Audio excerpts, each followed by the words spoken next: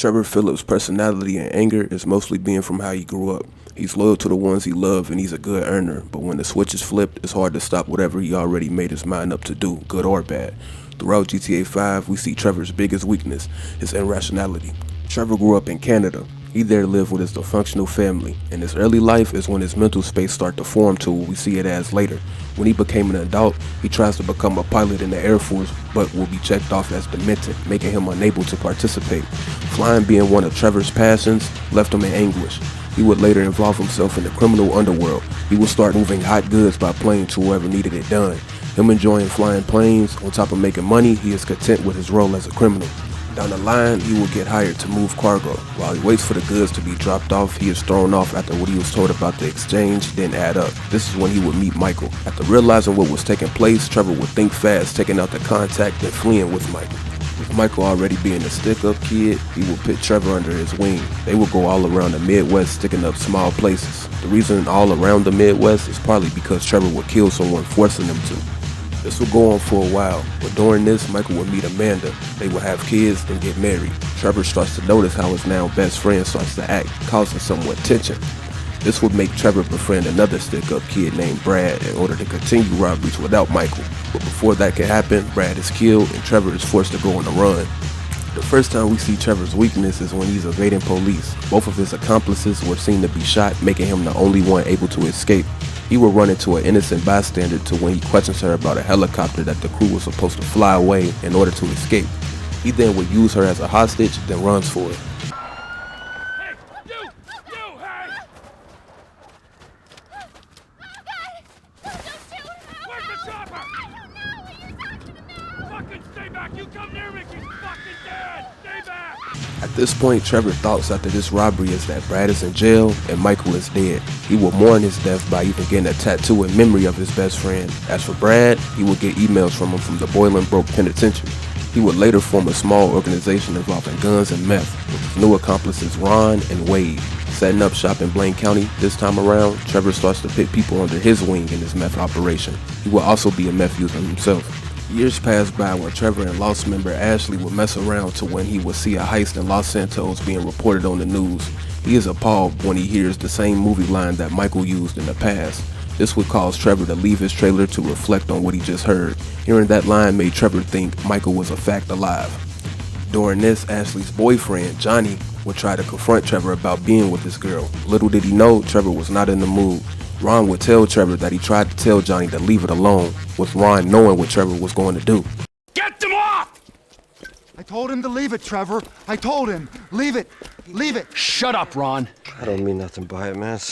I know. I messed up. I know, cowboy. It's okay, man. Yuck, yeah.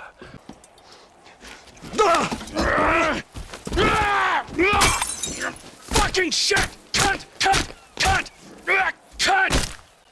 Who the fuck are you speaking to? Who? I'm talking to you, huh? I just saw a fucking ghost and I gotta hear your crap! Get up! Get up! Fuck you then! After killing Johnny, he would have his other accomplice Wade find Michael, with him thinking no one else would quote that movie line, even though anyone really could have. Shut up! It was the ghost of Michael Townley, alive and well, taking the same scores, quoting the same dumb movies. Find out who pulled this job and how the fuck Michael Townley came back from the dead. Find out who pulled the score. Scratch that. Find Michael Townley. It was him. Couldn't be anyone else. Trevor would then attack the Lost. He will acknowledge taking out his clientele, but continues. He also kills gun dealer and Los Aztecas member Ortega. His reason being after killing Johnny, he decided to take over, even after Ron tries to talk him out of his actions again. After his rampage, his actions will come back to bite him while he's handling business with a contact Ron set up. The Aztecas would try to retaliate. Trevor would pit the contact and his translator into an ice freezer, which makes them reconsider working with Trevor. I think we have seen quite enough. I'll swing by and sign the contracts, all right? Just ignore the bodies. And the Lost MC would trash his trailer after he wasn't home. He would then steal their gun shipment and sells them off. Later he would meet with his contact again to when they decided to go with someone else. This would make Trevor angry, being that he didn't see why they would change their mind. He would then be told who they chose to work with, being the O'Neill brothers, to when he makes it his duty to kill them. Who you working with? Huh? Who? Who? Fucking who? Who? The O'Neill brothers. The O'Neill brothers, huh? Yeah. Cause those fucking O'Neill brothers, I hear a little birdie telling me that they have a bit of a problem, since one of them's gonna have to be surgically removed from the skull of the other. Fuck you guys, and fuck them! Beating Tao Ching and destroying and killing half of the O'Neill brothers' operation will cause bad blood with Tao Ching's father, Wei Ching, and the remainder of the O'Neill brothers, all because Trevor couldn't properly close the deal. After this, Wade would inform Trevor that he found someone matching the description of Michael, with his name being Michael DeSanta. They would head to Los Santos, but were stopped by the Lost Hangout after another chapter came to Blaine County. Trevor would exterminate them, then head to Los Santos. Trevor would then pull over to look at the skyline. We hear how he feels about Michael, him even going to say that they were best friends at one point. Back to life. It's been nearly 10 years. Oh, but you'll keep for another day or so, huh, old friend? You motherfucking fuck! I grieved for you! You weren't even fucking dead. You were my best friend. Well, guess who's coming to shit on your doorstep, you fuck! They would then go to Vespucci Beach after Trevor and Wade were roommate with Wade's cousin Floyd. After this, he would show up to his old friend's house. Somebody say yoga? Trevor? Michael. Hey. It's good to see you, man. Yeah, I bet it is. Of course, I'm not the one that's been resurrected. Ain't this grand, huh? I got in a bit of an awkward situation. You're telling me, bro. Yeah. One of those fake your own deaths to your best buddy, and then run off with the dough, and then live in a big mansion. Awkward situations. After having a fierce back and forth, he will ask about Michael's daughter Tracy to when Michael and Trevor find out she's auditioning for a TV show.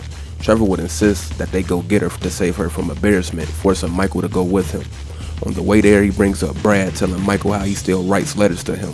He explains how, now knowing Michael is alive, he will make sure that he won't abandon Tracy like how Michael did them. We're gonna get your girl from these assholes. You're not abandoning her like you did me and Brad. Yeah, Brad. After reuniting with Michael, he would accompany him and Franklin for work for the FIB. Trevor would do this thinking that the FIB would free Brad, but we see that's not the case. All right, and we do this, and they help us spring Brad, right? Yeah, we'll talk about Brad later. Later, after meeting Franklin, he will show up to his aunt's house. He explains that how he's new in town wanting to make new friends. He will help with a drug deal, causing them to have a shootout in Grove Street. Even though he did help, this shows how reckless Trevor can be. He would then force Wade and Floyd to scope out his workplace. After Floyd would tell him about a freighter, he would call Michael about this, but before he can fully finish planning, he is called by FIB agent Steve Haynes, being told to meet him. Here he tortures the same guy he stole from another agency. After Michael kills the intended target, he is then told to kill him. He doesn't though, claiming he doesn't like to be told what to do. Again, being another irrational move on his end. Fuck, let's just go, okay? I ain't gonna let those G-Man fucking scumbags tell me what to do. What? You just tortured me. Later, Trevor, Michael, and Franklin will go steal the freighter from Merriweather. He will cut Lester out the job to save 20% of the score. He also mentions the North Yankton job being why he's the one controlling this heist. Hey, I called you boys here to discuss this job that I've been planning. The fuck are you talking about? Shut the fuck up, Michael, all right? You owe me. Hey, did you talk to Lester? He's in the hospital or something, all right? We keep him out and we get 20%. Well, unless, of course, you go states again and have me arrested. Hey, it wasn't like that. You better not have been. They then steal what they find out later is a nuclear weapon. Trevor sees Lester for the first time in years to when he informs and convinces Trevor to put the weapon back in the seat. Michael will tell Trevor that he will find him a score, but this is Trevor's fault, being that he didn't go over things with Lester. He would agree with Franklin after he says that he thought he was done not getting paid for a job, being that it is Trevor's second time not getting paid doing something with Michael. Man, I thought I was done not getting paid for these licks. Hello? Me too!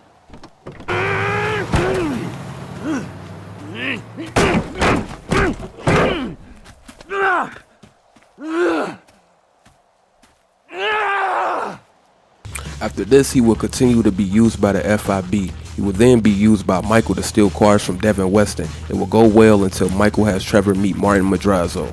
Madrazo would later get angry at Trevor after helping him, after he asks for payment, which makes Trevor angry. Out of anger, he would steal his car and kidnap his wife Patricia. He would then take Michael back to Blaine County. His actions toward Madrazo would jeopardize Michael, being that he made the introduction. After being back in Blaine County, Trevor would quickly have a score set up, but it would fail after his plane was shot down. After this, the FIB would again have the crew pull another heist. Trevor will argue with Michael with him not liking his new ways. Got news for you. I was always a turd. No! You weren't, man. You were something. But now, man, you're like this place. You're a shell. Later, Michael and Franklin will help Trevor take out the rest of the O'Neill brothers. Here he explains why they wanted him dead, but remember, all of this happens because of how he treated Wade's son and how he couldn't properly close the deal. Didn't I say what happened after they stole the contract? No? I went to their farm and I killed a lot of them and then I blew it up. Maybe this is kind of a revenge thing.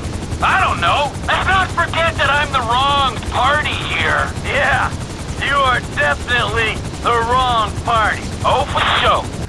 Before they do the nerve toxin heist for the FIB, Michael will accompany Trevor to when they steal an artifact. We hear Trevor talk about how his money was frozen after Michael did what he did. Times are tough.